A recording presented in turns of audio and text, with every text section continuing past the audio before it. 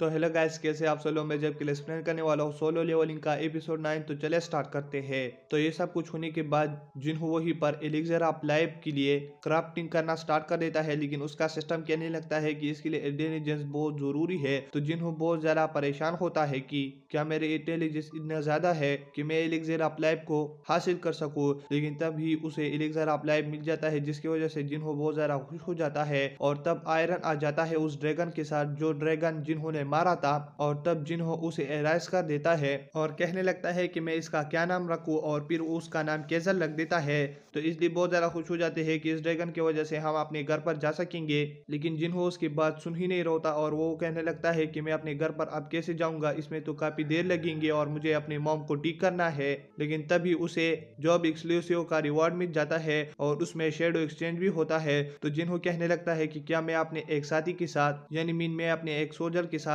अपनी position change कर सकता हूँ। और तब वो इसलिए से कहने लगता है कि मैं ऐसे जा रहा हूँ, अगर वक्त मिला तो मैं तुमसे दोबारा फिर मिलूंगा। और तब वो वहीं से चला जाता है और इसलिए कुछ कहने ही लगती है। लेकिन वहीं पर एक सोल्जर आ जाता है और जिन्हों अपनी कंट्री में वापस आ जाता है और वो कहने लगता है कि मैं अपने एक पेट्रोलिंग वाले सोल्जर के साथ एक्सचेंज हुआ हूँ। और तब वो कहने लगता है कि मुझे अब घर भी जाना है। तो फिर वो वहीं पर जंप करके केसल को बुला लेता है और उस पे अपने घर की तरफ जाने लगता है। और इधर हम प्रेसिडेंट गो को देखते हैं वो के साथ, जहाँ पर वो जेजो आइलैंड के लिए प्लान बना रहे होते हैं कि हम हंटर को एक चारी की तरह यूज करेंगे, जिसकी वजह से एंड बाहर आ जाएंगे अपनी जगह से और उन पर हम फिर से अटैक करेंगे। तो वो कहने लगता है कि हमारा सेंसर कम्युनिकेशन वेव काम करता है ना, क्योंकि उसकी मदद से हम एड के सेंसर कम्युनिकेशन को खराब करेंगे। तो गो कहने लगता है कि उम्मीद तो ऐसा ही है कि वो काम करेगा, और इसके अलावा अगर वो काम ना करे तो हमारे पास वापस आने का भी प्लान है, लेकिन हमें सबसे पहले एस रैंक हंटर को एक साथ बुलाना चाहिए। और वो कहने लगता है कि क्या तुमने जिन्हों के साथ कांटेक्ट किया। तो वो कहने लगता है कि अभी तक नहीं।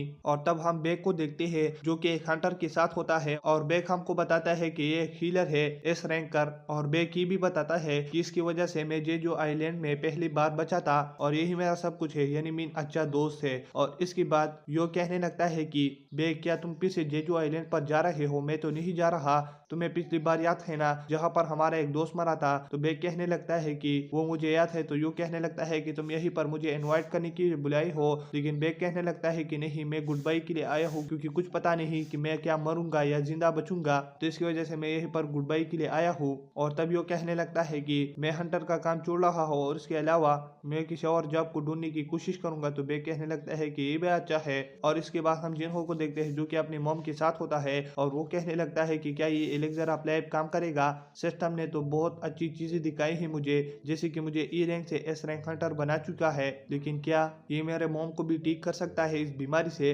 और तब वो अपने प्लेबैक की कहानी को याद करने लगता है जहाँ पर जिन्हों छोटा होता है और उसकी वजह से मॉम की उस इंजर जगह पर जिन्हों की वजह से गर्म पानी पड़ चुका था। और तब जिन्हों कहने लगता है कि मुझे एलेक्सर ऑफ लाइफ इसको पिलाना चाहिए और मुझे सिस्टम पर यकीन करना चाहिए। और तब वो उसे एलेक्सर ऑफ लाइफ पिला देता है, जहाँ पर उसकी मॉम ग्लो करने लगती है, लेकिन फिर वो ग्लो करना बंद कर देती है। तो जिन्हों बहुत ज्यादा हैरान हो जाता है। और तब उसकी हम बहन को भी देखते हैं, जिना को, जो कि पढ़ाई करे होती है। और इसके बाद वो शॉप पर चली जाती है, जहाँ पर वो कहने लगती है कि यहीं पर तो काफी गर्म हवा है और मुझे काफी अच्छा फील हो रहा है। और इसके बाद हम फिर से जिन्हों को देखते हैं जो कि अपने मन में बहुत ज्यादा सैड होता है, लेकिन वो देखता है कि उसकी माँ उठ चुकी होती है और वो कहने लगती है कि जिन्हों क्या तुम जिन्हों हो। और इसके बाद वो कहने लगती है कि मैं कितनी साल से सो रही थी। तो जिन्हों कहने लगता है कि 4 साल से। और तब जिन्हों और मॉम बहुत ज्यादा इमोशनल हो जाते हैं, जहाँ पर जिन्हों बहुत ज्यादा रोने लगती है। और इसके बाद हम उसके डॉक्टर को भी देखते हैं, जहाँ पर वो कहने लगते हैं कि आपको यकीन नहीं हो रहा होगा, लेकिन हमारे एक पेशेंट जो कि काफी सालों से सो रही थी वो अब उठ चुकी है और उसके अंदर एबनॉर्मलिटीज भी शो नहीं हो रहे। तो वहीं पर वो डॉक्टर बहुत ज्यादा हैरान हो जाता है और वो अब डिस्चार्ज भी हो रहे हैं। और तब हम फिर से जिन्हों और उसकी बहन और मॉम को देखते हैं, जहाँ पर जिन्हा अपनी मॉम को देखकर बहुत ज्यादा रोने लगती है।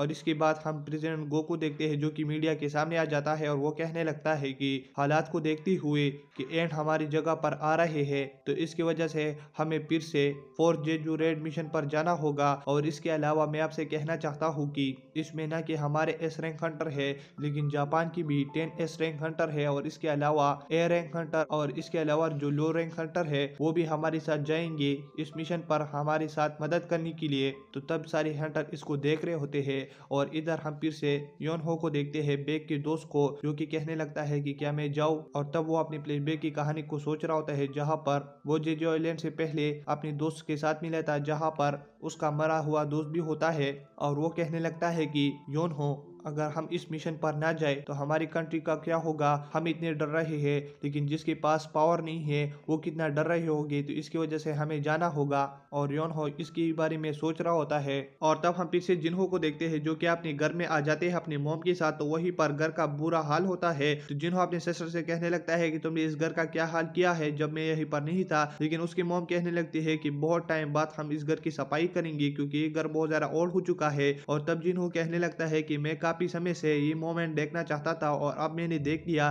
लेकिन मुझे वो फील नहीं हो रहा जो कि मैं सोच रहा था। और वो कहने लगता है कि क्या मैं हंटर हूँ इसकी वजह से। और तब वो ये सोचने ही लगता है, लेकिन उसकी मॉम कहने लगती है कि क्या तुम अपने फादर के साथ मिली हो और क्या उससे कांटेक्ट कर पाई हो। तुम्हारा फादर पहले फायर फाइटर हुआ करता था जब वो हंटर नहीं बन चुका था, और क्या तुम अब हंटर बन चुके हो ना जिन्हो। जिन्हा भी कहने लगती है कि मॉम मैं भी एक डॉक्टर बनूंगी और मैं भी लोगों की मदद करूंगी। तो उसकी मॉम कहने लगती है कि अच्छी बात है। और इधर हम फिर से प्रेसिडेंट को देखते हैं, जो कि मीडिया से आने के बाद वो कहने लगता है कि मुझे नहीं लगा था कि थॉमस भी हमारे साथ आएगा। और इसके बाद वो हमको बताता है कि थॉमस एस रैंक हंटर है, जो कि नेशनल अथॉरिटी हंटर है। तो प्रेसिडेंट को कहने लगता है कि वो ऐसी जगह में नहीं जाता, लेकिन वो अगर हमारे साथ आ रहा है तो अच्छी बात है। और वो इतना ताकतवर आदमी है जो कि हम इमेजिन भी नहीं कर सकते। और तब वो प्रेसिडेंट को बताता है कि मैं जिन्हो के साथ कांटेक्ट कर पाया हूँ। और दूसरी सीन में हमको दिखाया जाता है कि जिन्हो गो के साथ बैठा होता है। और प्रेसिडेंट गो कहने लगता है कि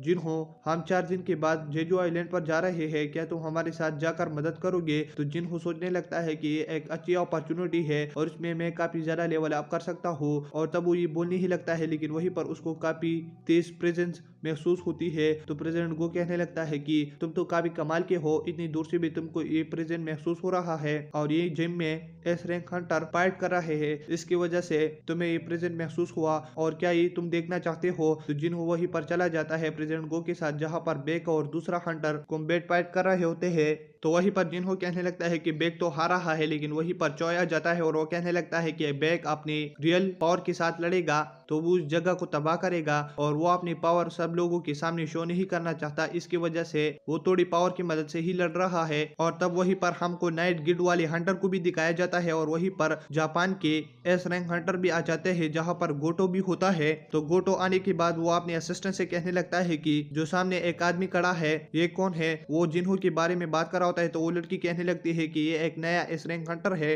तो गोटो कहने लगता है कि ये एक सेशन होगा, लेकिन वो कहने लगती है कि नहीं ये एक मैच है। गोटो ये देखकर हैरान हो जाता है। और तब जापान का एस रैंक हंटर कोरिया के एस रैंक हंटर के बारे में बुरी बातें कर रहे होते हैं। तो वहीं पर एक आदमी आ जाता है जिसका नाम पाक होता है, और वो कहने लगता है कि तुम हमारे बारे में ऐसा नहीं कह सकते। तो वहीं पर वो लड़की कहने लगती है कि तुम कौन हो। तो वो कहने लगता है कि मैं एक ए रैंक हंटर हूँ। और तब वहीं पर चाहिए और ये लोग भी आ जाते हैं, और वो कहने लगते हैं कि यहीं पर क्या चल रहा है। और तब गोटो बताता है कि अगर तुम्हें ऐसे ही लगता है तो जापान और कोरिया के एस रैंक हंटर के दरमियान में एक फाइट होना चाहिए। तो तब वो कहने लगते हैं कि अच्छी बात है। तो तब वहीं पर गोटो कहने लगता है कि तुम ही रूल डिसाइड कर लो पार्क। तो पार्क कहने लगता है कि इसमें सिर्फ कॉम्बैट फाइटर ही पार्टिसिपेट कर सकते हैं, मेज और इसके अलावा बाकी हंटर इसमें पार्टिसिपेट नहीं कर सकते। और ये एक फ्रेंडली फाइट होगा। और तब कुछ कोरिया के हंटर और दूसरी साइड कुछ जापान के हंटर तैयार होते हैं फाइट करने के लिए। और इसी के साथ एपिसोड खत्म हो जाता है। अगर आप मेरे चैनल पर नहीं हो तो मेरे चैनल को सब्सक्राइब करें, और वीडियो देखने के लिए थैंक्स।